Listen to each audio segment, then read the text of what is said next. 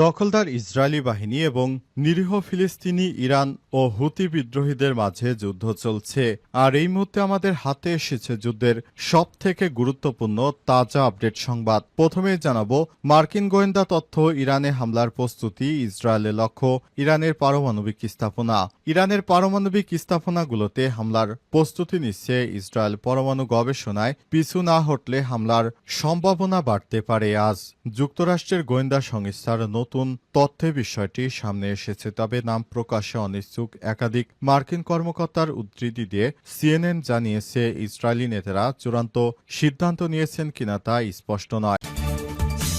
এরপর জানাবো গাজায় ইসরায়েলের অভিযান, ক্ষুধায় ৩২৬ জনের মৃত্যু, আরও বহুগুণ প্রাণহানির ভয়াবহ তথ্য দিল জাতিসংঘ। গাজা উপত্যকায় গত ২ মার্চ থেকে এখন পর্যন্ত অনাহারে কমপক্ষে ৩২৬ জন ফিলিস্তিনির মৃত্যু হয়েছে। এই তথ্য জানিয়েছে অঞ্চলটির সংশ্লিষ্ট কর্তৃপক্ষ। এছাড়াও আগামী ৪৮ ঘণ্টার মধ্যে ১৪,০০০ শিশু মারা যাওয়ার ঝুঁকি রয়েছে বলে সতর্ক করেছে জাতিসংঘ। এদিকে পাকিস্তানি স্কুল বাসে ভয়াবহ হামলায় বহু হতাহত, অভিযোগের তীর ভারতের দিকে। পাকিস্তানের বেলুচিস্তানে শিক্ষার্থীদের বহনকারী একটি বাসে বিস্ফোরণের ঘটনা ঘটে। এতে ৩ শিশুসহ ৫ জন নিহত এবং বেশ কয়েকজন আহত হয়েছে বলে জানিয়েছে দেশটির আন্তঃবাহিনী জনসংযোগ পরিদপ্তর ISPR। আজ বেলুচিস্তানের খুজদারার জেলায় এই ঘটনা ঘটে বলে জানিয়েছে দেশটির সংবাদ মাধ্যম এবারে জানাবো চাল নিয়ে বিতর্কিত মন্তব্য, পদত্যাগ করলেন জাপানের কৃষিমন্ত্রী। জাপানের কৃষিমন্ত্রী তাকুয়েটো কখনো চাল কেনেন না, এমন বিতর্কিত মন্তব্যের জন্য পদত্যাগ করেছেন। বিশেষ করে খাদ্যের ঊর্ধ্বমুখী দামের মুখে তার এই মন্তব্যে তীব্র সমালোচনা শুরু হয় পুরো জাপান জুড়ে। এরপরই আজ তিনি পদত্যাগপত্র জমা দিয়েছেন বলে জানিয়েছে রয়টার্স। এবং সর্বশেষ জানাবো শপথ পড়ানো দাবিতে মৎস্য ভবন মোড়ে ইশাক সমর্থকদের বিক্ষোভ। বিএনপি নেতা ইঞ্জিনিয়ার ইশাক হোসেনকে ঢাকা দক্ষিণ সিটি কর্পোরেশন DSCC মেয়র হিসেবে শপথ পড়ানোর দাবিতে টানা ৭ দিন ধরে আন্দোলন করছেন তার সমর্থকরা। এবার নগর ভবন ছেড়ে মৎস্য ভবন মোড়ে অবস্থান নিয়ে বিক্ষোভ করছেন তারা। এতে ওই এলাকায় যানবাহন চলাচল বন্ধ হয়ে গেছে। প্রিয় দর্শক, এতক্ষণ শুনছিলেন সংবাদ শিরোনাম, এবারে বিস্তারিত। তবে তার আগে বন্ধুরা অনুরোধ থাকবে এই সংবাদটিতে একটি লাইক দিন। এই চ্যানেলে আপনি নতুন হয়ে থাকলে আমাদের সংবাদটি দেখতে দেখতে চ্যানেলটি সাবস্ক্রাইব করে রাখুন। কমেন্ট করে বন্ধুরা আপনার মূল্যবান মতামত জানিয়ে দিন আপনি বিশ্বের কোন দেশ থেকে বা বাংলাদেশের কোন স্থান থেকে আমাদের সংবাদটি দেখছেন এবং শুনছেন। এবারে বিস্তারিত। মার্কিন গোয়েন্দা তথ্য, ইরানে হামলার প্রস্তুতি, ইসরায়েলের লক্ষ্য পারমাণবিক স্থাপনা। ইরানের পারমাণবিক স্থাপনাগুলোতে হামলার প্রস্তুতি নিচ্ছে ইসরায়েল। পরমাণু গবেষণায় পিছু না হটলে হামলার সম্ভাবনা বাড়তে পারে। আজ যুক্তরাষ্ট্রের গোয়েন্দা সংস্থাগুলোর নতুন তথ্যের বিষয়টি সামনে এনেছে, তবে নাম প্রকাশে অনিচ্ছুক একাধিক মার্কিন কর্মকর্তারা উদ্ধৃতি দিয়ে CNN জানিয়েছে, ইসরায়েলি নেতারা চূড়ান্ত সিদ্ধান্ত নিয়েছেন কিনা তা স্পষ্ট নয় এবং মার্কিন সরকারের মধ্যে এ নিয়ে মতবিরোধ রয়েছে। শেষ পর্যন্ত ইসরায়েল হামলা চালাবে কিনা তা নিয়ে মতবিরোধ রয়েছে বলে জানিয়েছে CNN। এই প্রতিবেদনে কোনো সত্যতা নিশ্চিত করতে পারেনি রয়টার্স। ব্রিটিশ বার্তা সংস্থাটি বলছে, মার্কিন জাতীয় নিরাপত্তা পরিষদ তাৎক্ষণিকভাবে এ বিষয়ে কোনো জবাব দেয়নি। ওয়াশিংটনে ইসরায়েলি দূতাবাসও কোনো মন্তব্য জানায়নি। এছাড়াও ইসরায়েলি প্রধানমন্ত্রীর কার্যালয়ে যোগাযোগ করা হলেও তারা তাৎক্ষণিকভাবে জানায়নি কোনো প্রতিক্রিয়া। একটি সূত্র CNN-কে জানিয়েছে, ইরানের পারমাণবিক স্থাপনায় ইসরায়েলি হামলার সম্ভাবনা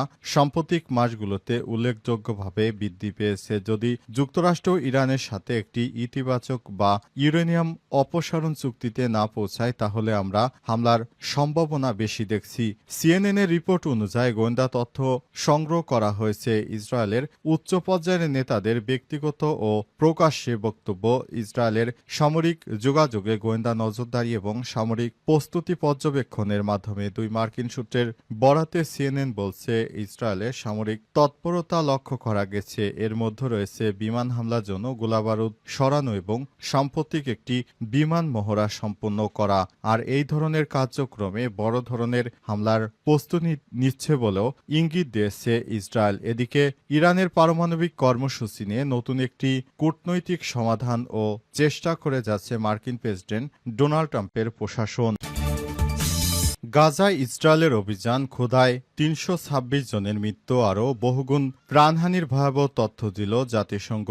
গাজা উপত্যকায় গত ২ মার্চ থেকে এখন পর্যন্ত অনাহারে কমপক্ষে ৩২৬ জন ফিলিস্তিনির মৃত্যু হয়েছে। এই তথ্য জানিয়েছে অঞ্চলটির সংশ্লিষ্ট কর্তৃপক্ষ। এছাড়াও আগামী ৪৮ ঘণ্টার মধ্যে ১৪,০০০ শিশু মারা যাওয়ার ঝুঁকিতে রয়েছে বলে সতর্ক করে দিয়েছে জাতিসংঘ। বুধবার ২১ মে সংবাদ মাধ্যম আল জাজিরার খবরে বলা হয়েছে, জাতিসংঘ আরও জানিয়েছে ইসরায়েলের সীমিত মানবিক সহায়তা পুনরায় শুরু করার অনুমতি দেওয়ার একদিন পর গাজায় কোনো সাহায্য বিতরণ করা হয়নি। এদিকে যুক্তরাজ্য ইসরায়েলের সঙ্গে মুক্ত বাণিজ্য আলোচনা স্থগিত করেছে। ইইউ জানিয়েছে যে তারা গাজার বিপর্যয়কর পরিস্থিতিতে ইসরায়েলের সঙ্গে রাজনৈতিক এবং অর্থনৈতিক সম্পর্ক নিয়ন্ত্রণকারী একটি চুক্তি পর্যালোচনা করবে। জাতিসংঘের ত্রাণ বিষয়ক প্রধান টম ফ্লেচার সতর্ক করে বলেছেন, অবরুদ্ধ অঞ্চলে প্রায় ৩ মাস ধরে ইসরায়েলি অবরোধের কারণে হাজার হাজার শিশু আসন্ন মৃত্যুর ঝুঁকিতে রয়েছে।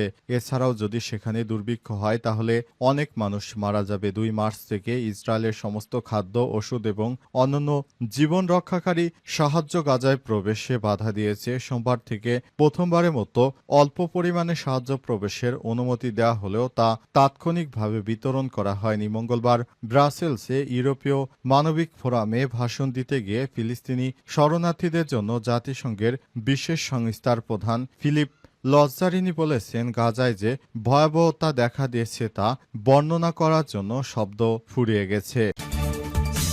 পাকিস্তানের স্কুলের বাসে ভয়াবহ হামলায় বহু হতাহত, অভিযোগের তীর ভারতের দিকে। পাকিস্তানের বেলুচিস্তানে শিক্ষার্থীদের বহনকারী একটি বাসে বিস্ফোরণের ঘটনা ঘটেছে। এতে ৩ শিশুসহ ৫ জন নিহত এবং বেশ কয়েকজন আহত হয়েছে বলে জানিয়েছে দেশটির আন্তঃবাহিনী জনসংযোগ পরিদপ্তর আইএসপি। আর বুধবার ২১ মে সকালে বেলুচিস্তান প্রদেশে খুজদার জেলায় এই ঘটনা ঘটে বলে জানিয়েছে দেশটির সংবাদ মাধ্যম ডন। এদিকে আল জাজিরার খবরে বলা হয়েছে, বিস্ফোরণে ৫ জন নিহত ছাড়াও আহত হয়েছে কমপক্ষে ৩৮ জন, যার মধ্যে অনেকেরই অবস্থা আশঙ্কাজনক রয়েছে। পাক আইএসপিআর-এর বিবৃতিতে বলা হয়েছে, ভারতের পরিকল্পনার অংশ হিসেবে বেলুচিস্তানে তার প্রতিনিধিদের দ্বারা পরিচালিত আরেকটি কাপুরুষোচিত ও ভয়াবহ হামলা হল, যার লক্ষ্যবস্তু করা হয়েছে খুজদারে নিরীহ স্কুলগামী শিশুদের। মিডিয়া শাখা আরও জানিয়েছে, যুদ্ধক্ষেত্রে শোচনীয়ভাবে ব্যর্থ হওয়ার পর এই জঘন্য এবং কাপুরুষোচিত কাজের মাধ্যমে বেলুচিস্তান এবং খাইবার পাখতুনখোয়ায় সন্ত্রাস ও অস্থিরতা ছড়িয়ে দেওয়ার জন্য ভারত কাজ করছে। জেলার ডেপুটি কমিশনার ইয়াসির ইকবাল দাস্তি বলেছেন, এই কাপুরুষোচিত হামলায় দখলদার ইসরায়েলি বাহিনী নিরীহ মানুষদেরকে হত্যা করছে। শপথ পড়ানো দাবিতে মৎস্য ভবন মোড়ে ইশরাক সমর্থকদের বিক্ষোভ। বিএনপি নেতা ইশরাক হোসেনকে ঢাকা দক্ষিণ সিটি কর্পোরেশন ডিএসসিসির মেয়র হিসেবে শপথ পড়ানোর দাবিতে টানা ৭ দিন ধরে আন্দোলন করছেন তার সমর্থকরা। এবার নগর ভবন ছেড়ে মৎস্য ভবন মোড়ে অবস্থান নিয়ে বিক্ষোভ করছেন তারা। এতে ওই এলাকায় যান চলাচল বন্ধ হয়ে গেছে। আজ বুধবার সকাল থেকে আন্দোলনকারীরা হাইকোর্ট গেট, প্রেস ক্লাব এবং শিক্ষা ভবনের মোড়ে জড়ো হয়েছেন। স্লোগানে এলাকা উত্তাল করে তোলেন তারা। পরে সবাই একই সঙ্গে মৎস্য ভবনের সামনে অবস্থান নেন। সে সময় চারদিক রাস্তা বন্ধ করে দেয়া হয়েছে। নগর ভবনের সামনে সড়ক ফাঁকা, সেখানে কোনো লোকজন দেখা যায়নি। সিটি কর্পোরেশনের কর্মচারীরা নগর ভবনের ভেতরে বিক্ষোভ মিছিল করছেন। আন্দোলনের সমানক সাবেক সচিব মশিউর রহমান মঙ্গলবার বিকেলে বলেছেন, আমরা বুধবার সকাল ১০টা পর্যন্ত অপেক্ষা করব। এর মধ্যে ইশরাক হোসেনকে মেয়রের দায়িত্ব বুঝে দেওয়ার ব্যাপারে সিদ্ধান্ত না আসলে আবারও সকাল 10টায় একত্রিত হয়ে কঠোর কর্মসূচি দেবে। একই সঙ্গে ঢাকা অচলের হুমকি দেন তারা। ঢাকা দক্ষিণ সিটি মেয়রের পদে নির্বাচিত হয় ২০২০ সালের ১ ফেব্রুয়ারি। সেই নির্বাচনে ব্যাপক অনিয়ম ও জালিয়াতির অভিযোগ ওঠে। নির্বাচনে বিএনপির প্রার্থী ছিল ইশরাক হোসেন। গত বছরের ৫ আগস্ট গণ অভ্যুত্থানে আওয়ামী লীগ সরকারের পতনের পর মেয়র পদ থেকে শেখ ফজলে নূর তাপসকে অপসারণ করে সরকার। অন্যদিকে চলতি বছরের ২৭ মার্চ একটি নির্বাচনী ট্রাইব্যুনাল ইশরাক হোসেনকে গত সিটি নির্বাচনে বিজয়ী ঘোষণা করে। এরপর ইশরাককে মেয়র ঘোষণা করে গত ২৭ এপ্রিল গেজেট প্রকাশ করে নির্বাচন কমিশন।